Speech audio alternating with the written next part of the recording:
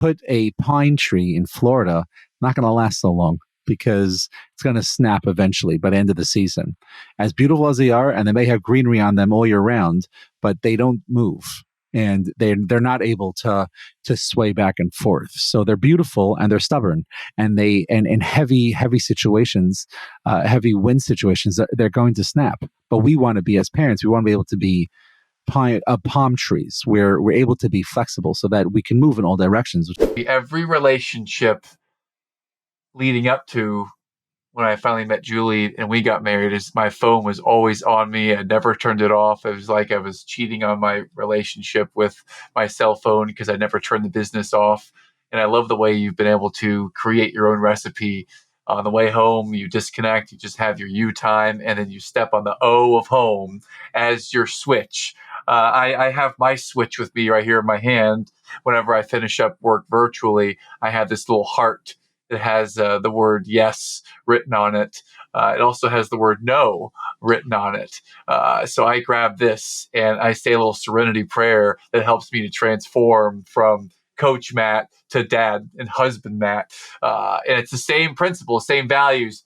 I simply turn off my phone, I put it in a phone jail, and I just go and playfully parent and love that. That's my way of doing it. Is there any other thing you might have tried before the home? Because I know this is a big challenge for a lot of the people listening to our show. Is we're entrepreneurs or we're people that run really fast, and then how do you turn it off, or how do you make that transition? So you figured it out. I've got a little something I do. How many things did you have to try before you got to the home as the way you do it now?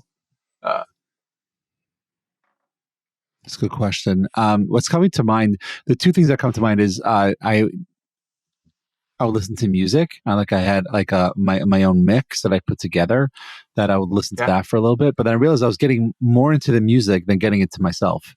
And which is nice. And I really like music. And I also needed to get well, the way I like saying it is making a U-turn. I had to make a U-turn and get back to self so that I become dad.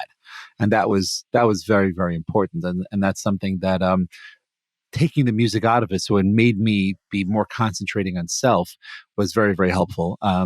And it was by chance of stepping on the O of home, because it was during that time when my supervisor at the time mentioned it to me. I didn't even have that, and I remember we got a new mat in the back of the house, and there was some lettering or some button that I could press, and that's where I got the idea from. And then a couple of years ago, getting the mat in the front of the house, that was something that I thought, I'm like, oh, okay, I like this. Like this is my thing. And I think it's also important to realize is that button changes constantly.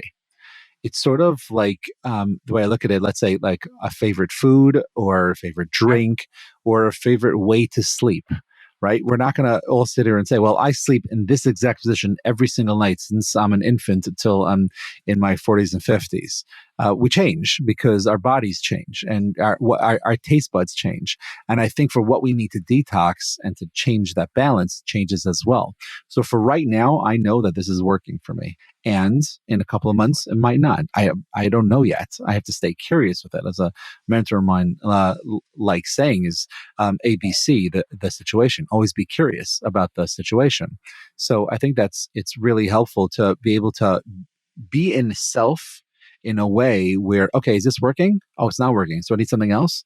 Okay. And that's okay. If I need to go to, to a gas station to go get, a coffee or a snack or something, and that's how I sort of switch it up, that's okay. That's what I need right now. There's nothing wrong with that. It's not like I need to have a ritual. The way I like talking about it is as parents, and I think as individuals as well, we want to be able to be palm trees and not pine trees. Palm trees are very flexible and they can withstand tornadoes and hurricanes, but put a pine tree in Florida, not going to last so long because it's going to snap eventually by the end of the season. As beautiful as they are, and they may have greenery on them all year round, but they don't move. And they're not able to sway back and forth. So they're beautiful and they're stubborn.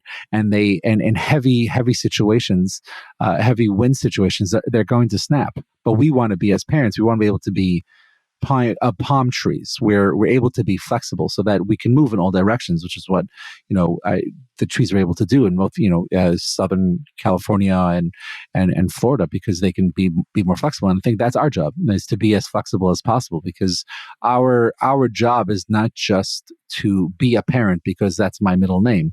So we're like, no, I need to be a parent because that's what that child needs, and I have to be a parent for them. I can't be a parent for what I think is right. I have to be a parent for what they need. And if they need certain things, that means obviously I have to be in a certain place, and I have to be happy and healthy within self in order to help others. And the way I'm going to be happy and healthy for self is going to change.